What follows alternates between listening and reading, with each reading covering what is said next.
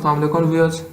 आज की इस वीडियो में हम बात करेंगे जो फौजी फाउंडेशन एजुकेशनल स्टीपेंड स्कीम के तहत जो स्कॉलरशिप्स आई हैं स्टूडेंट्स के लिए, तो उसके बारे में आपको डिटेल्स दूंगा कि कौन कौन इन स्कॉलरशिप्स के लिए अप्लाई कर सकता है और उनको अप्लाई करने की जो आखिरी डेट है वो कब तक है और किस तरह से अप्लाई करना है और कौन से हमें डॉक्यूमेंट्स चाहिए होते हैं और कब तक हमारे पास ये स्कॉलरशिप है वो हमें मिल जाएगी। तो इसकी डिटेल्स आपको बताने के लिए मैं एक ऐड ओपन करता हूँ। अब इस ऐड में यहाँ पर आप देख सकते हैं ये FFESS का हमारे पास यानी कि फौजी फाउंडेशन एजुकेशनल अचीवमेंट स्कीम का उनका एक ऐड है। इस बार उन्होंने जो स्टूडेंट्स हैं उनको 4 ग्रुप्स में तकसीम किया और हर ग्रुप के जो स्टूडेंट्स हैं उनकी अप्लाई करने की डेट अलग है और उनको आगे जो स्कॉलरशिप मिलने की डेट है वो तकरीबन वो सबकी सेम है।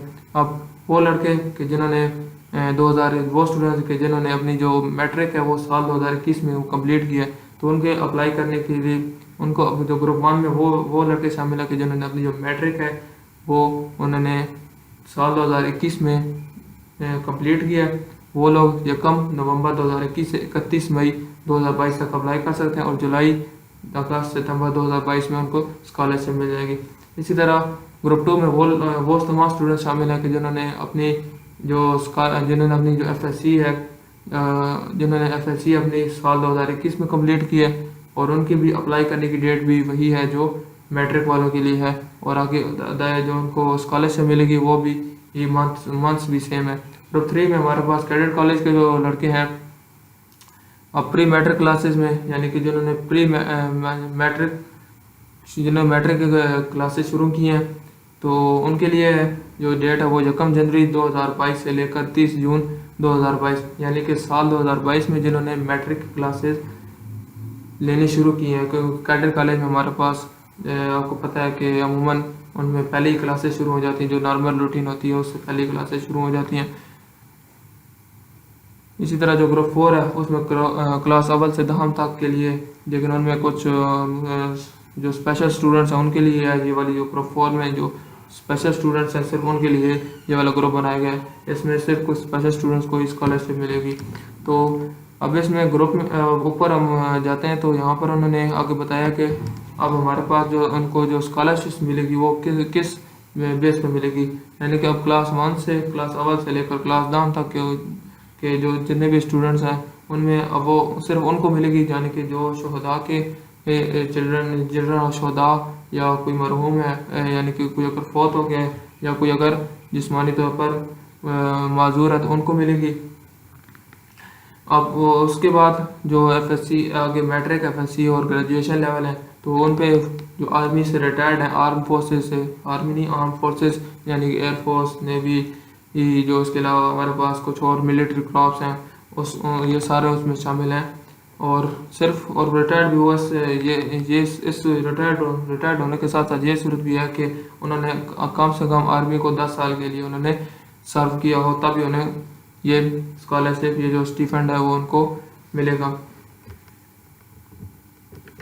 अब इस जो स्कॉलरशिप है इसके जो फॉर्म है वो कहाँ से हमें मिलेंगे, इसको अप्लाई किस तरह से करना है, इसके लिए हमें डॉक्यूमेंट्स कौन कौन से चाहिए होते हैं, तो उसके लिए मैं आपको इस वीडियो के डिस्क्रिप्शन में एक लिंक दे दूंगा कि जहाँ से आप ये जो फॉर्म है उनको मैं आपको फॉर्म दिखा देता हूँ। आपने वहाँ से जाके डायरेक्टली उस लिंक से जाके उन फॉर्म्स को डाउनलोड कर लेना है और उन फॉर्म्स का प्रिंट निकलवा के उनको फिल करके वहीं उन फॉर्म्स पर एक एड्रेस है वहाँ पर उसको अपने पोस्ट कर देना है। तो हमारे पास जो फॉर्म है वो हमारे पास फॉर्म आ गए। ये हमारे पास 2 पेजेस हैं इस फॉर्म में। ये जो मैं आप लिंक दूंगा आपको तो उससे डायरेक्टली आपके पास ये वाला पेज ओपन हो जाएगा। यहाँ पर आपने जाके डाउनलोड वाले ऑप्शन पे क्लिक करना है तो आपके पास फॉर्म डाउनलोड हो जाएंगे।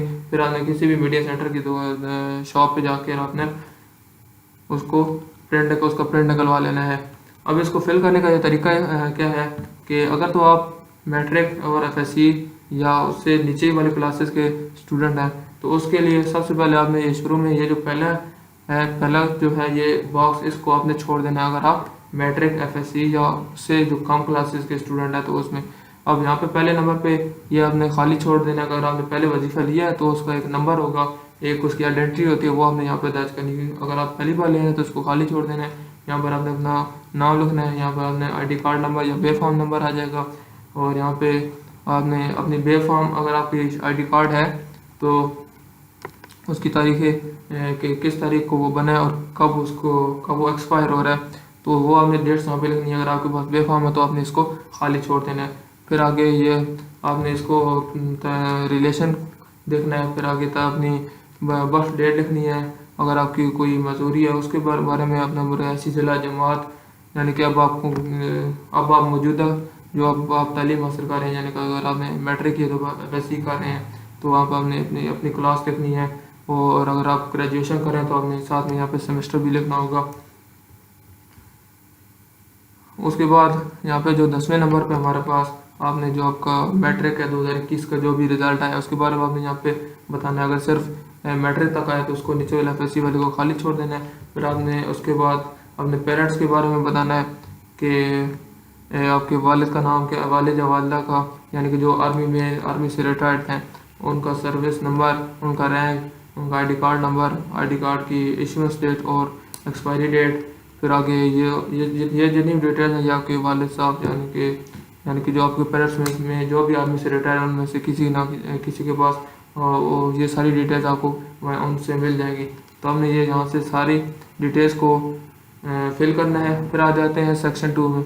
अब सेक्शन 2 में आपने यहाँ पे जो तालीमी इदारे का एड्रेस लिखना है, जो एजुकेशनल इंस्टीट्यूशन का एड्रेस लिखना है, वो आपने उस एजुकेशनल इंस्टीट्यूशन का एड्रेस लेना है जिसमें आप प्रेजेंटली स्टडी कर रहे हैं। वो यूनिवर्सिटी भी हो सकती है या कोई कॉलेज भी हो सकता है, वो लिख लेना है। फिर उसके बाद आपने उसका जो कॉन्टैक्ट नंबर है, क्योंकि हर यूनिवर्सिटी या किसी भी कॉलेज का उनका एक नंबर होता है जहाँ पे एडमिशन वगैरह के लिए कॉन्टैक्ट होते हैं, तो वो आपने यहाँ पे नंबर दे देना है। फिर आपने पहले अपना नाम लिखना है। फिर आपने अपनी क्लास लिखनी है, एडमिशन डेट लिखनी है, जो आपकी कोर्स है, यानी कि अगर एफ है तो उसकी 2 ईयर्स है, मैट्रिक भी 2 ईयर्स है, ग्रेजुएशन है वो 4 ईयर्स है, 5 ईयर्स है या 6 ईयर्स है, वो आप यहाँ पर अब यहाँ पर आपने आगे अपने जो आपका है अपने अपने कोर्स की जो ड्यूरेशन है वो लिखने के बाद आपने 2021 में जो भी एग्जामिनेशन आपने पास किया उसके जो टोटल नंबर हैं और ऑब्टेन्ड मार्क्स हैं उसकी परसेंटेज वो लिखनी है।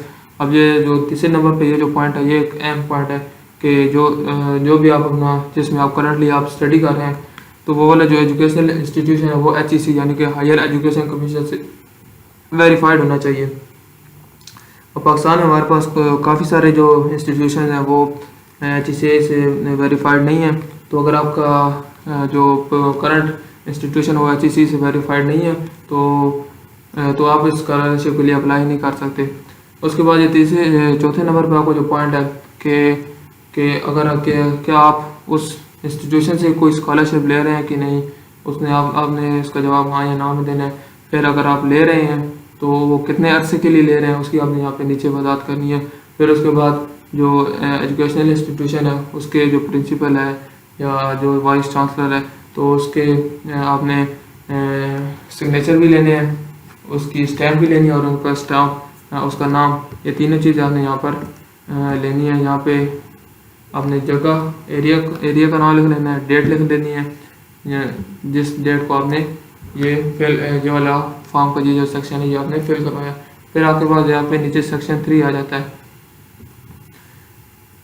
ये आपने खुद फिल करना होता है। तो यानी कि जो आपके पेरेंट्स में जो आपके फादर हैं या मदर हैं, यानी कि उन्होंने आपको ये फिल करना होता है। तो इसमें आपने सबसे पहले बताना होता है कि जो तालिब इल्म है वो उससे कोई वजीफ़ा है, उससे पहले कोई वजीफ़ा ले रहा है या नहीं, आपके पेरेंट्स ने आपकी ये बताना होता है। फिर उसके बाद आपने अपनी मैरिज स्टेटस बतानी होती है और या नीचे यहाँ पर आप ये बात वेरीफाई करते हैं कि जो बातें मैंने इस फॉर्म में बताई हैं वो सारी की सारी दुरुस्त हैं और अगर कोई भी बात इसमें गलत है तो मुझे मुस्तकिल तौर पर इस वजीफ़े से महरूम किया जाए। यहाँ पे नीचे आपके सिग्नेचर आ जाएंगे, उसके बाद आपके वाले के सिग्नेचर और आपकी डेट आ जाएगी। और यहाँ पे जो अब अगर सेक्शन 4 में अगर तो आपने पहले कभी वजीफ़ा ले लिया है, कोई स्कॉलरशिप ली है तो फिर आपने इसको फिल नहीं करना। लेकिन अगर आपने पहली बार ये ले रहे हैं तो आपने अपने इलाके में कहीं भी जो सोल्जर बोर्ड वहाँ पे जाना है और वहाँ से किसी भी ऑफिसर से आपने इसकी जो वेरिफिकेशन है वो आपने करवा लेनी है, वो आपको वहाँ से खुद ही कर देंगे। अब एक और चीज़ जो इस फॉर्म में रह गई है वो हमारे पास ये है कि अगर आप ग्रेजुएशन कर रहे हैं ना तो आपका ऐसे अगर आप ग्रेजुएशन नहीं कर रहे तो फिर तो आपने इसमें अपना जो बैंक अकाउंट नंबर है वो आप अपने फादर का बैंक अकाउंट अस्करी बैंक में जो आपके बैंक अकाउंट है उसका अकाउंट नंबर आपने यहाँ पे लिखना है। इसी में आपकी जो स्कॉलर और साथ में आपने एक और उसी कवर लेटर के अंदर आपने एक और कवर लेटर साथ में एक एक्स्ट्रा देना है, ताकि अगर वो उन्होंने आपको इसके बारे में कुछ रिस्पॉन्स देना हो तो वो आपको इसी जो आप इसमें नया एक कवर लेटर भेजेंगे साथ, उसी में आपको वो वापस रिस्पॉन्स दें। अगर आप वो कवर लेटर साथ नहीं देते तो भी आपकी जो स्कॉलरशिप वो फॉर्म ये वाला रिजेक्ट हो जाता है। यहाँ पे आपके पास कुछ यहाँ पे जो आपके कुछ एडवाइजेज लिखी गई हैं, तो आप यहाँ से फॉर्म डाउनलोड करके आप इनको यहाँ से पढ़ सकते हैं। और इन ये जितने भी यहाँ पर आपके पास ये कंडीशन है सबका फुलफिल होना ज़रूरी है। और जब आपने इसको एक कवर लेटर में फिल कर दिया पैक, तो उसके बाद आपने इसको पोस्ट कर देना है। ये यहाँ पर फॉर्म के नीचे बिल्कुल आपके पास एड्रेस दिया गया है, तो आपने इसको इस एड्रेस पर पोस्ट कर देना है। लेकिन अगर फिर भी अगर आप तो कुछ भी आपने कोई चीज़ पर पूछनी है तो उसके लिए यहाँ हमारे पास ईमेल एड्रेस भी उन्होंने अपना दिया हुआ है, आप उनको ईमेल कर सकते हैं या डायरेक्ट आप उनको कॉल कर सकते हैं। अगर आपको मेरी ये वीडियो पसंद है तो मेरे चैनल को लाइक करें, मेरी वीडियो को लाइक करें और मेरे चैनल को सब्सक्राइब करें।